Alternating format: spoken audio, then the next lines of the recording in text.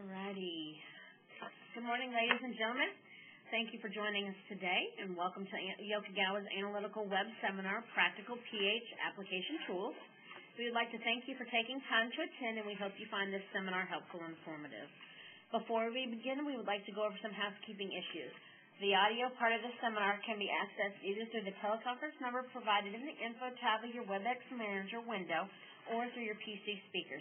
To hear the audio through your PC, select the Communicate tab and join the audio broadcast. The seminar will last approximately 1 hour. Towards the end of the presentation, where time permitting, we will have a question and answer section where a featured speaker today will answer some of the questions received from the audience. If your question is not answered during the presentation or we run out of time, please be assured that we will answer them directly via email. You can either, again, type them into the chat window, the question and answer, or you can send an email to analytical@us.yokogawa.com. Our featured speaker today is Nick Nichols. Nick is a liquid product manager for Yokogawa, and he has been with Yokogawa for over 25 years. Prior to working for Yokogawa, he spent 18 years working at Rosemont. We would like to get the seminar started by handing it over to our featured speaker, Nick Nichols. Again, welcome everyone, and thank you for attending today's final Yokogawa presentation this year and it's going to be on practical pH. Our goal for today's training is to review some of the key issues for achieving and maintaining a successful pH measurement, and also offer some solutions and tips and techniques in order to get the best accuracy and reliability from your process measurement. We hope to accomplish all of this while providing the information in such a way that even if you have a limited familiarity with pH applications, you'll still gain knowledge that will be useful to you. As this slide indicates, pH is a key measurement and control parameter in a wide variety of applications. In fact, wherever water is used directly or indirectly in a process, there's usually a need to measure pH. pH is defined as the negative log of the hydrogen ion concentration. So, another name for a pH electrode could be a specific ion electrode for hydrogen. We're measuring the hydrogen ion concentration, actually the activity of the hydrogen ion in the solution, and this concentration, read out in pH values, determines the acidic or caustic strength of the solution. That P in pH is Latin for pondus, which is power. The H is obviously for hydrogen, so therefore pH is really the power of the hydrogen ion or the hydrogen component. And as you can see, a pH value of 8 is about 10 times, not about, it's exactly 10 times more caustic than a pH of 7 and 100 times more caustic than a pH of 6. When the amount of hydrogen ions and hydroxyl ions, the OH negative portion, are equal, then the pH is said to be neutral and have a value of 7. It has 10 to the negative 7 moles per liter of hydrogen and 10 to the negative moles per liter of hydroxyl. If there's more hydrogen ions than hydroxyl ions, the measurement is said to be acidic, and conversely, if there's more hydroxyl ions, then the measurement is said to be basic. Examples, hydrochloric acid, when it dissociates, it's going to give you hydrogen ions, so it's going to give you an acidic reading. Same with sodium hydroxide.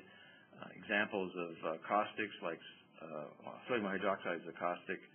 When it dissociates, it'll give you more of the hydroxyl ions or a caustic reading. So, a simple definition would be that the pH is the measure of the acidity or alkalinity of an aqueous solution. And we need to keep in mind that in order to measure pH, there must be at least 5% water present in the solution. There are times where we've gotten requests in the past to measure the pH of jet fuel. What's really happening is that there is a desire to measure the water content that has gotten into the jet fuel, but there's not enough water there to actually measure pH, so another measurement needs to be used. The pH scale is probably familiar to everyone, where pH 7 is neutral, like we discussed before. It's neither acidic or alkaline. And below 7 is considered acidic, and above 7 is considered basic. You notice that in order to neutralize, it looks like you need to balance the number of beers that you're having with the amount of gin that you're consuming. There's some other common liquids that are shown there with their respective pH values. The temperature of a process can and does affect the pH measurement in two different ways. One is the effective temperature on the actual pH electrode itself, and we'll discuss that in a minute. The second is the temperature characteristic of the process solution itself, referred to as the process temperature coefficient. An example is when grab samples are measured in the lab at a reduced temperature compared to what the temperature was of the process, and these values don't match pH-wise with the process, then it's probably because there is a coefficient for that particular solution.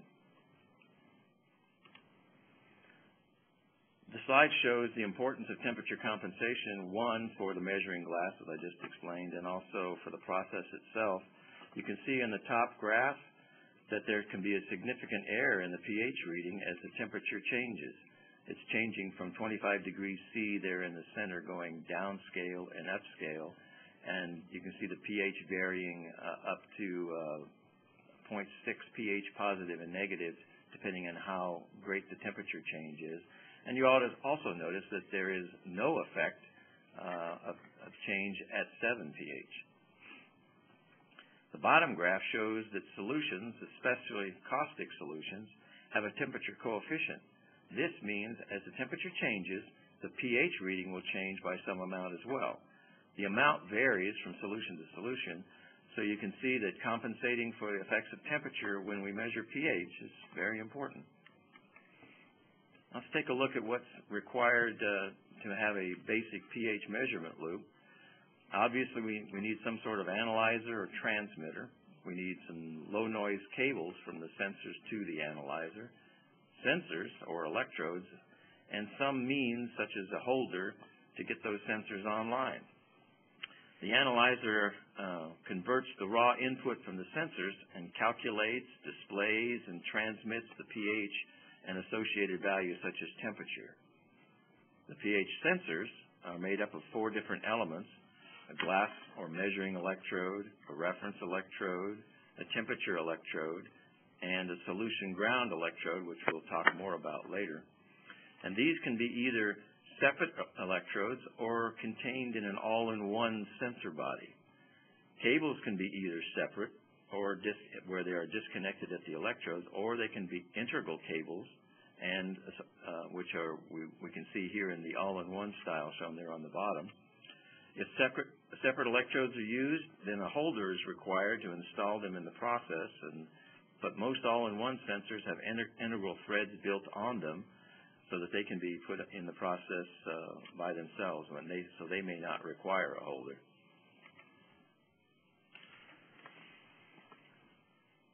Here we see a basic pH measurement circuit of a reference and measuring electrode, and for purposes of simplicity, we've excluded the temperature and the solution ground electrodes for the moment. As also shown are the voltage potentials that are present and which can adversely affect the accuracy of the measurement.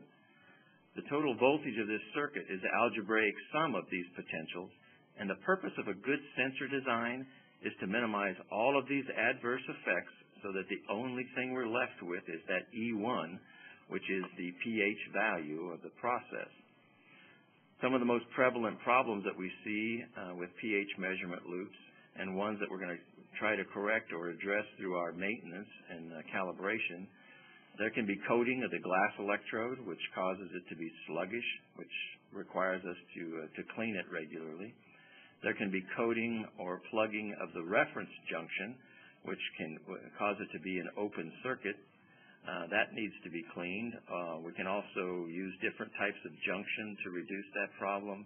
And there's also what we call a positive pressure reference that helps overcome that. There can be high resistance in the process, such as pure water. And in this instance, the best solution is to have some sort of flowing reference which provides enough KCl ions between the reference and the measuring electrode to close that conductive path and complete the measurement circuit. We can have pressure spikes on the process, and what that'll cause is an unstable reference because it tends to pump the process into the electrode and some of the KCl out of the electrode, which can eventually damage the internal element and also plug the junction. If that internal element is damaged, we call that poisoning. That's where different constituents in the process come in and attack the silver element that's internal to the reference electrode. There's things like double junctions, flowing references that are used to minimize and try to reduce this particular problem of poisoning. The first component we want to look at in the measurement loop is the pH measuring sensor, or glass electrode, and its responsibility is to develop a millivolt potential that is directly related to that the ion concentration, the hydrogen ion concentration in the solution that we're measuring. And this is done by measuring and comparing the process concentration to the concentration that's inside the electrode.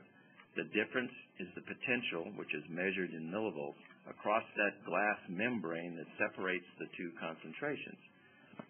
The electrodes typically is a glass body with a bulb at the tip, which is a special formulation of glass that is pH sensitive.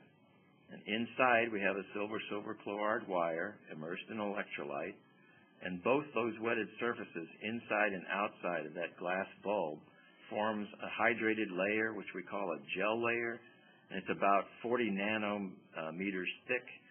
And in order for the electrode to function properly, this gel layer must remain wetted. And this is why electrodes are stored in boots that are filled with KCl or a buffer solution when they're in stock.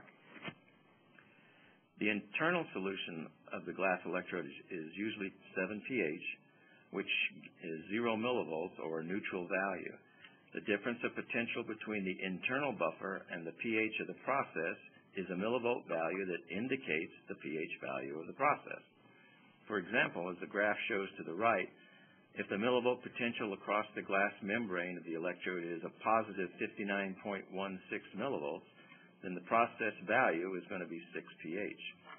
If the millivolt potential across the membrane is a negative 59.16 millivolts, then the process is going to be 8 pH. That 59.16 is the value of a 1 pH change and a millivolt change, and that's how we are established the pH scale. Some of the typical problems that we see with that measuring electrode, in addition to breakage, the measuring electrode life and operational accuracy are adversely affected by temperature and the chemical makeup of the process. But this is only half the sensor. To obtain an accurate pH measurement, the voltage produced by the measuring electrode needs to be compared against a stable millivolt value, which comes from our reference electrode. As I mentioned, in order to measure the changing pH value of a process, we need a stable reference value to compare against. And the scientist, Hermann Nernst, discovered that when a metal, the silver wire shown here, is combined with its soluble metal salt, silver chloride pin, and immersed within a salt solution, the KCl electrolyte, which you can see here, and that can be either a liquid or gelled, as long as the chloride concentration remains constant, this combination of elements produces a constant millivolt potential. This constant millivolt potential is not affected by changes in the process as long as that silver-silver chloride element is not poisoned, or the KCl solution is not depleted, or the liquid junction itself is not significantly coated or plugged. However, the second responsibility of the reference electrode is to provide that electrochemical continuity between itself and the measuring electrode. So the pH measuring electrode and that junction, since it's porous, provides a path for the continuity, but it also means that that internal element is open to the process and can be affected by it. The liquid junction does offer some protection to the reference electrode elements. It helps to slow down the ingress of the process and its poisoning effects. But if the junction becomes plugged or coated by the process, then the measurement is adversely affected. Therefore, we need some way to address poisoning of the silver element, plugging of the junction, or depletion of the internal KCl solution. We have tried to reduce these effects for many years by increasing maintenance, the cleaning and calibration of the electrodes, and that's dictated by how aggressive our process happens to be. We've also designed electrodes that have double junctions to slow down poisoning. We have used different junction materials, such as Teflon, ceramic, or a glass sleeve design to help reduce plugging. And we also have what we call a positive pressure version. And these are designed to force out the internal KCl solution through that junction into the process, which hinders the process from being able to enter the electrode and therefore damaging that silver element inside. One issue to keep in mind is that regardless of the sensor being used, elevated temperatures is always going to be or have an adverse effect on their life expectancy. And a kind of rule of thumb is that for every 25 degree C increase in temperature, the life of the electrode will be halved. The key to proper electrode sensor selection is to clearly define the conditions and the problems of your application or potential problem. Once these are known, then appropriate sensors and maintenance requirements can be determined. As you see here, we talk about temperature being short in life, abrasion and poisoning, if that's a problem, depending on what the process has. Then we look for chemical-resistant glass, a reference that has a positive pressure. So knowing what the particular problems are key to being able to define the correct electrode to address them.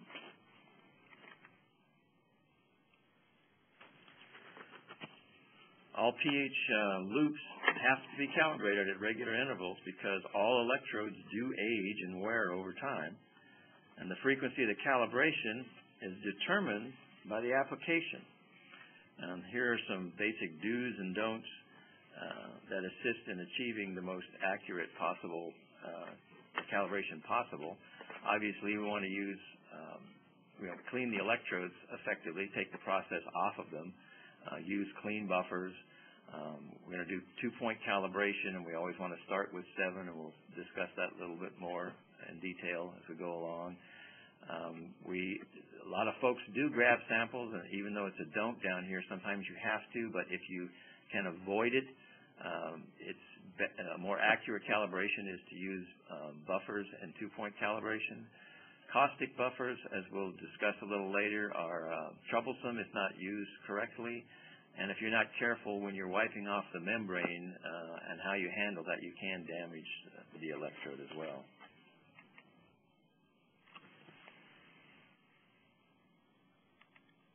In addition to calibration, sensors do need to be kept as clean as possible for the best results, and in fact, proper cleaning can reduce the frequency of calibration. There's a variety of cleaning solutions that can be used, and it depends on the process that the electrodes happen to be in, but typically a 5 to 10% solution of HCl or muriatic acid works well. We've had customers that used Tidy Bowl because that cut through their process better than anything else, and if that works, then that's fine. That's what you need to use, but typically HCl or muriatic acid works best. First, you want to rinse off the electrode in just plain water and remove any of the heavy process using a soft brush, like a baby bottle brush, to take away the material.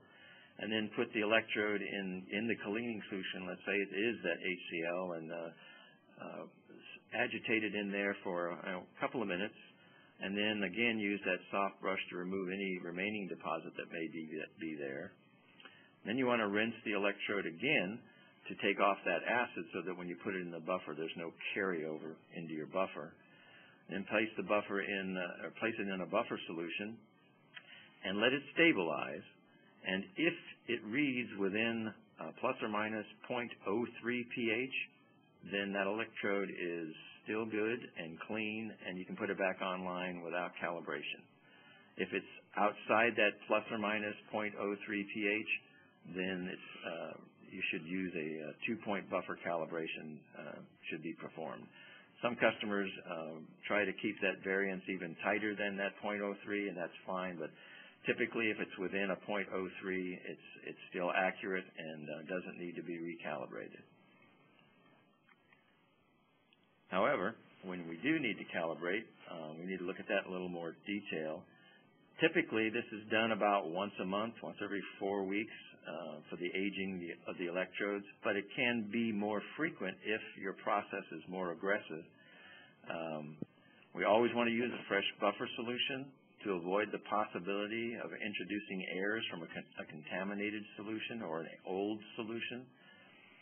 Buffer supplies as liquids, they do have a limited shelf life, so you need to be aware of that, and especially the alkaline solutions, the above 7 solutions. They can absorb CO2 from the air, which changes or lowers their value because it's going to convert to a carbonic acid. So we need to be aware that they need to be used when you open them, you use them for a period of time, 1 or 2 or 3 calibrations. If you have several sensors, then toss them out and use fresh solution, or you may get an inaccurate reading. After you've done your calibrations there, where we've gone through, as you can see on the screen, gone through the 7 pH, letting it stabilize, and moved on to what we usually recommend is a 4 pH, not a 10 or a 9. 9.18 is shown here, which is a NIST value. Then at the end, as a final check, you want to put it back into a solution to make sure that it's reading correctly. And if it's not, repeat the calibration. There are times where the electronics can get so far out that it may take 2 calibrations to get everything back in sync. So that's why we do that final check, just to make sure. Now let's take a look at calibration buffers. You notice there was 2 different values there. There are 2 different types. There's NIST, which is National Institute of Standard Technology, and they're shown here as a 4.01, a 6.86, and a 9.18. And there's also those buffers which are traceable, NIST traceable. The NIST buffers themselves are the most stable because they have the least amount of impurities that have been added to them, but either type of buffer can be used to do your calibrations. These charts show that the difference between the two, the NIST and the NIST traceable, and there's a little history that goes along here. Why is it that one is different than the other? A NIST buffer has to have caustics added to it to change its value to make it a traceable buffer. In other words, we take a 6.86 buffer and we add an amount of caustic and round so that we can get a nice round number of 7. Now, that does 2 things. It gives me that nice round number, which helped me back in the days when we had only analog meters, and it was very difficult to read anything that was something like a 2-digit 6.86, so a 7 worked very well. But it's also adding a contaminant, which lessens the effective buffering capacity of the buffer. So these buffers that are traceable are not as stable for as long a period of time as the true NIST buffers are. One point to make is that you'll notice the NIST traceable buffer for 10 begins as a 9.18. So that's nearly a pH worth of contaminant put into this buffer, and this is one of the reasons why it stays stable for the least amount of time when compared to others, and why it's recommended that when you use it right away and for short periods of time, and use fresh solution as often as possible. For conventional pH electrodes, 2-point calibration, beginning with a pH of 7, is the best method for calibrating the pH loop. The first point of calibration corrects the zero potential, the asymmetry offset for the reference electrode. The second point, we're using the second buffer, corrects for the change of aging of the glass electrode, or the slope. In order to achieve an accurate, reliable measurement, it's very important to calibrate for changes in both of the electrodes, and the 2-point calibration is the best way to do that.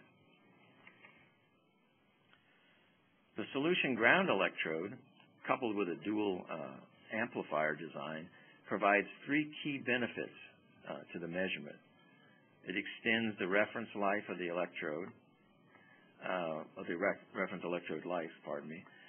It keeps that reference reading stable, and it also gives us a means to do what we call true online diagnostics.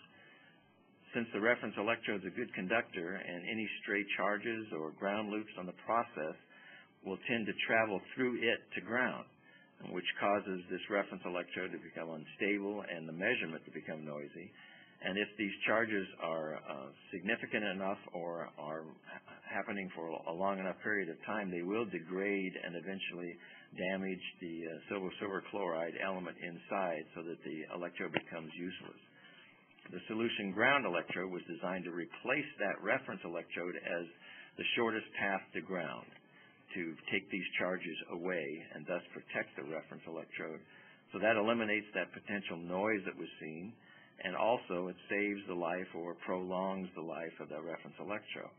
But it also serves as a point from which we can measure each electrode, the glass electrode and the reference electrode, independent of one another, and this gives us the ability to do some diagnostics that we wouldn't otherwise be able to. We look at here at some of the online diagnostics that we're able to do since we have this solution ground electrode. And for the glass electrode, as an example, we can determine if that glass bulb has been damaged, cracked or otherwise, and obviously we can send an immediate alarm out. Also, during calibration, we can calibrate and calculate for the slope efficiency and read that and determine how much life is left on the measuring electrode. And on the reference side, we can tell if the junction's being coated, which creates an error in our measurement. And during calibration there, we can determine the asymmetry potential. That's the zero offset, or how far from a perfect zero the electrode is, which gives us an indication of how much life is left in that electrode. Here's a chart that you might find useful. It's some problems, causes, and a few troubleshooting tips for pH loops that we run into. And the key to an accurate, repeatable pH measurement involves knowing what your specific problems are and what steps you can take to either eliminate or reduce them to a manageable level. And here we show what some of the typical causes are. For example, measurement drifts. It's that glass electrode may be coated, or the reference junction may be